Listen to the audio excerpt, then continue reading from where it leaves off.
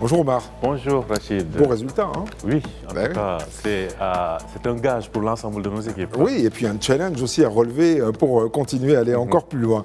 Alors justement, puisque on informe les téléspectatrices et les téléspectateurs, revenons sur ce qui est en train de se passer actuellement sur les cours du pétrole. Parce qu'il y a eu des négociations entre les États-Unis et l'Iran. Apparemment, pendant au moins 2 mois, le pétrole iranien va être remis sur le marché, particulièrement d'ailleurs aux États-Unis, et ça fait chuter les prix. Oui, ça fait chuter les prix. On peut dire que maintenant, on est resté pendant 3 à 4 mois à parler de pétrole des prix du pétrole qui augmentent. Maintenant, on va faire la chanson dans le sens inverse, hein, parce qu'on peut dire qu'on est presque en train de toucher les niveaux d'avant la guerre. Eh bien, on va le voir d'ailleurs à l'écran à l'instant. Pour ce qui est de la référence mondiale, à savoir le baril de Brent, aujourd'hui, eh bien, le baril de Brent se négocie à $77. C'est quelque chose de très intéressant. On est à $7 du niveau d'avant la guerre, c'est-à-dire vers les $70 le baril de pétrole. Pour ce qui est de l'autre baril, à savoir le WTI, donc le baril américain, lui, il est déjà à $74. C'est dire donc que globalement, nous sommes en train de toucher les niveaux d'avant-guerre et ce qui nous éloigne bien évidemment du pic des $126. Hein. On le dit souvent qu'on a connu durant le mois d'avril. Donc les cours mondiaux du pétrole sont en train de revenir à leur niveau d'avant la guerre. Et tout ceci, bien évidemment, est quelque chose de très salutaire. Ceci est une réaction des marchés et des cours par rapport à cette fin de la guerre espérée, vu que les négociations entre les États-Unis et l'Iran ont plutôt tendance à bien se porter ou aller dans le bon sens. Donc les marchés pétroliers réagissent de façon positive et ceci donc nous ramène à des taux ou à des prix qui sont proches de ce qu'ils étaient avant le déclenchement de cette guerre. Ben justement, alors tout ceci et voilà, c'est les sanctions américaines sur le pétrole iranien qui vont être suspendues pendant 2 mois et c'est la raison pour laquelle eh bien, les marchés mondiaux ont ainsi réagi. Oui, ça c'est une nouvelle extrêmement importante, sachant que non seulement le détroit d'Ormuz est aujourd'hui, disons, débloqué. Les navires circulent à un rythme plutôt normal actuellement sur le détroit d'Ormuz, mais aussi on a cette levée des sanctions sur le pétrole iranien. Et ça, c'est une nouveauté, il faut le dire, dans cette configuration actuelle. On savait que dans le passé,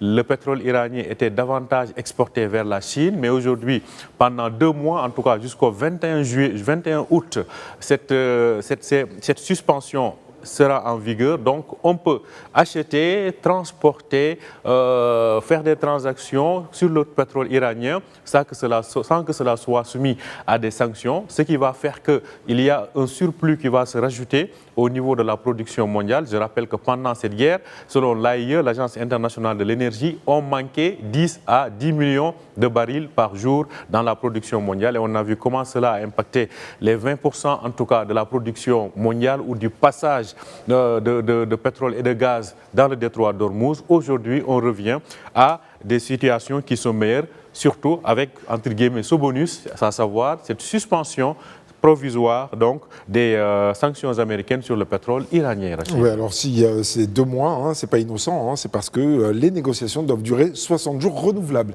Donc il se peut aussi que la suspension soit de 2 mois renouvelable. Ça, on aura davantage de détails un petit peu plus tard, sans doute dans la journée ou dans les jours qui viennent.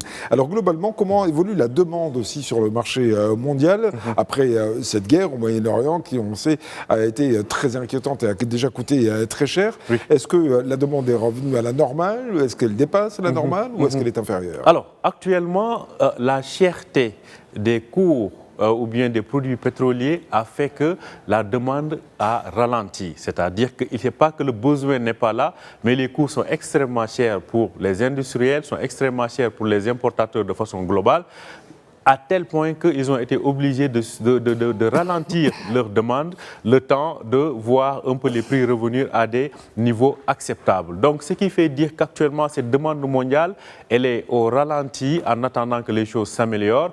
Certainement, avec les développements que l'on vient de dire tout de suite là, on a l'impression que très vite, cela va repartir. Cela va repartir non seulement dans les 2 sens, à savoir, la demande mondiale va augmenter, mais la production aussi, elle va augmenter. augmenter, en attendant bien évidemment que les infrastructures endommagées dans plusieurs pays du Golfe soient réparées. Et pour cela, on rappelle que ça risque de prendre quand même un peu de temps. Mais ce qui est important est qu'il y a une demande, une production iranienne qui va venir se rajouter et que tout le monde pourra acheter sans problème.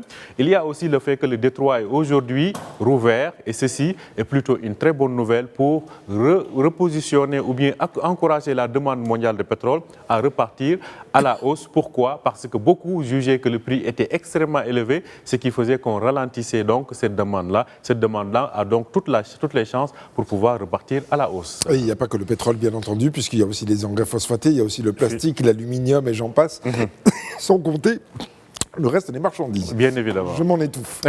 Merci beaucoup, c'était la story avec Omar Baldé.